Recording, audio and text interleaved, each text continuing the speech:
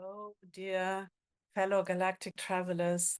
Today is September 1st, 2024, and I would like to talk about the planet Pluto, which will make a big difference in all of our lives in the next couple of weeks and also years.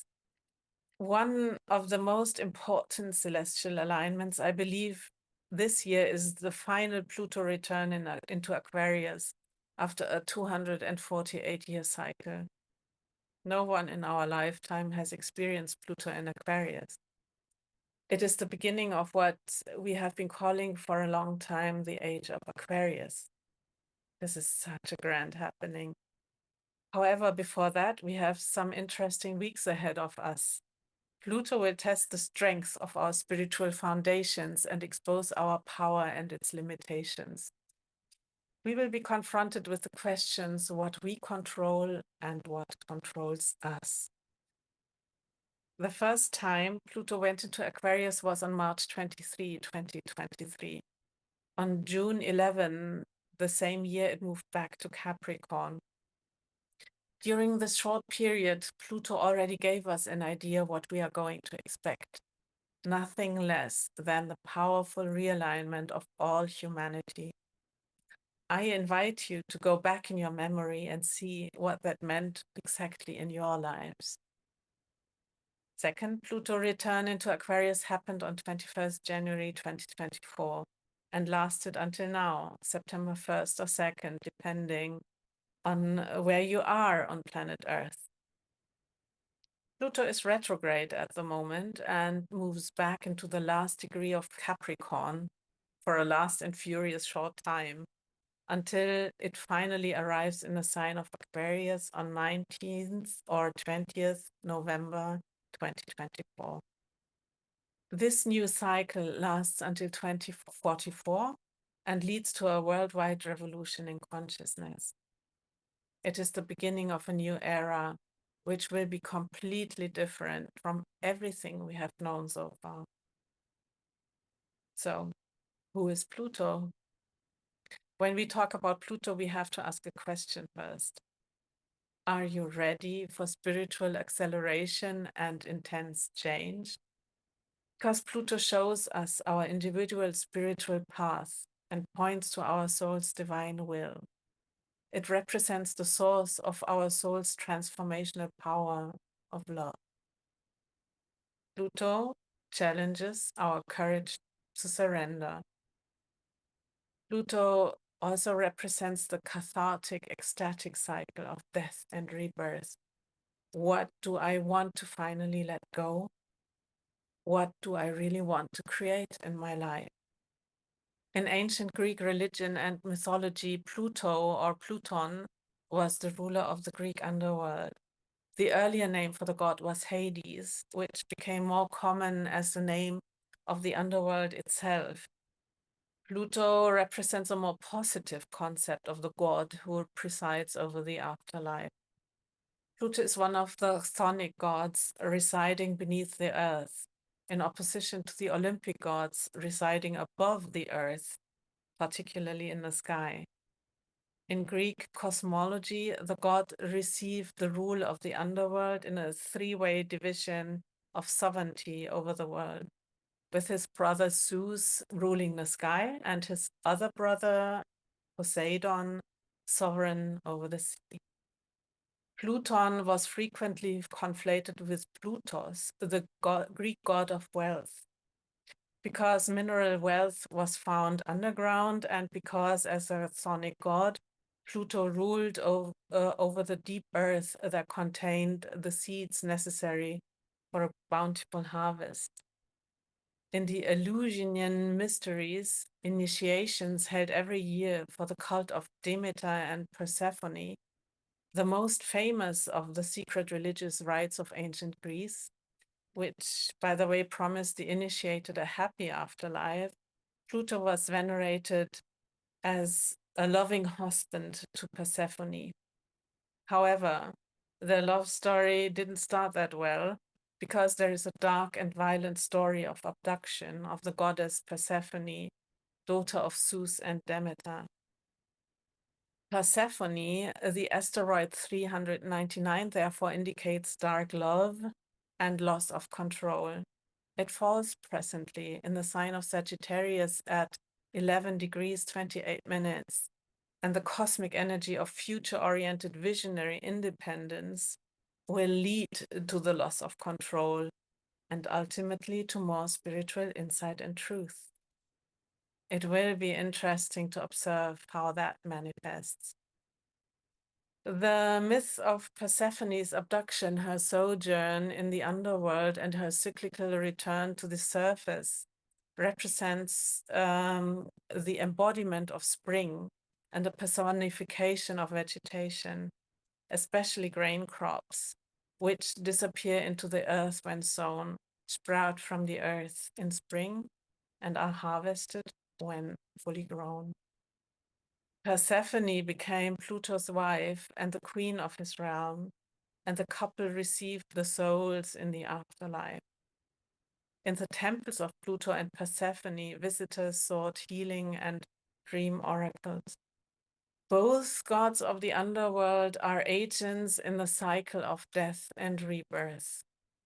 While Persephone can be interpreted as the representation of the feminine energy, the giver of material wealth through a bountiful harvest, Pluto, on the other hand, can be seen as the embodiment of masculine energy that bestows us with spiritual wealth.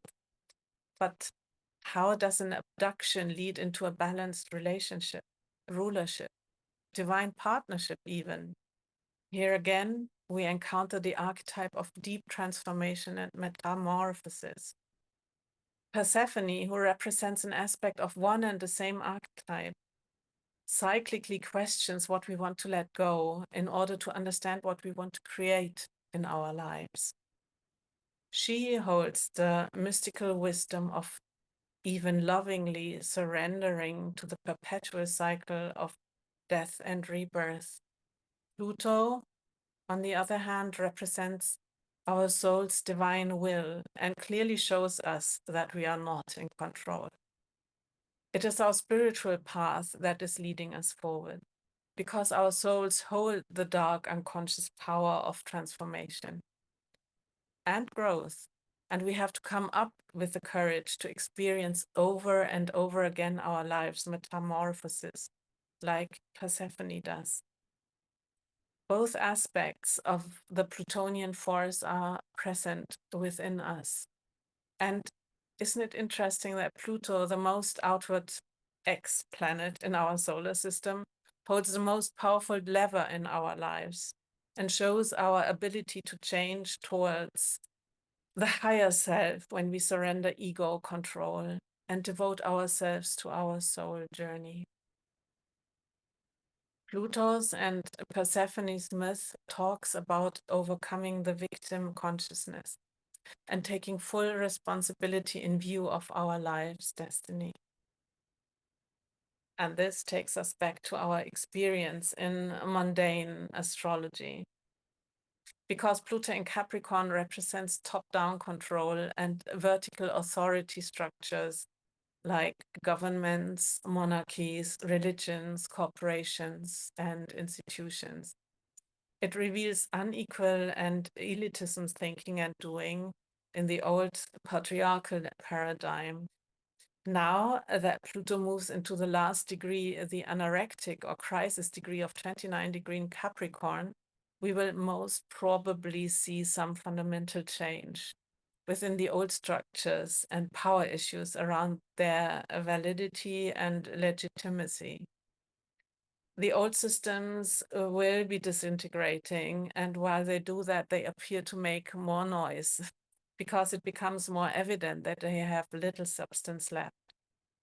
In those 10 or 11 weeks when Pluto pays a very interesting last visit to Capricorn, we will probably witness the revelation and clearing out of anything that no longer serves us and is not for our highest divine good.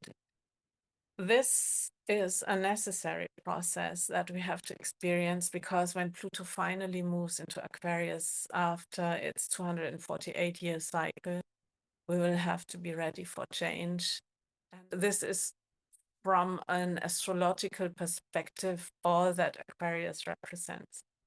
If Capricorn is about fixed structures, laws, and rules, Aquarius is about breaking rules, balancing differences, justice, and freedom. Pluto's entry into Aquarius will bring us new ideas, new themes, and new focuses. We will question many previous values, including forms of government, hierarchies in companies, previous bureaucratic processes, international treaties, but also the structure of the world itself. In the very best case, humanity itself transforms into a cooperative community. Maybe we finally understand that wars do not work, that exchange, communication, and solidarity are the better solutions. To realize that we can achieve more with joint efforts.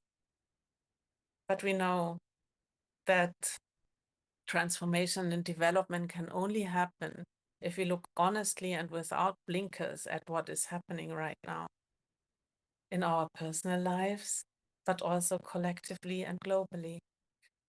It is therefore really important to be conscious and crystal clear where we are headed.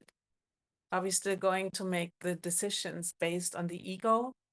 Or do we decide now more than ever to choose from our intuition, our heart consciousness, which is the highest timeline, and honor our discernment? Separate out the choices and go with the highest timeline.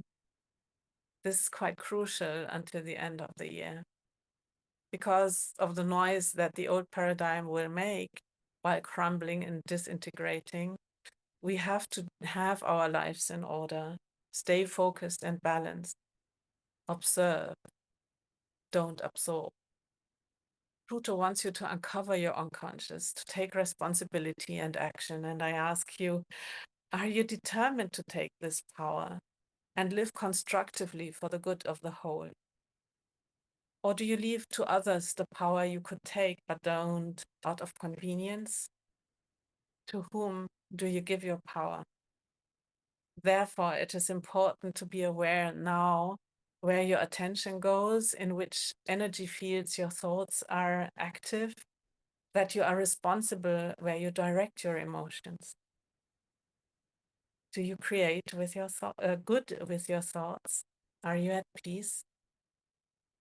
It is the beginning of a new era, which will be completely different from everything we as humanity, as a collective, have known so far. And we are now able to determine how it plays out. New Earth. Godspeed, my dear fellow galactic travelers, for the coming weeks and months ahead. It will not be boring.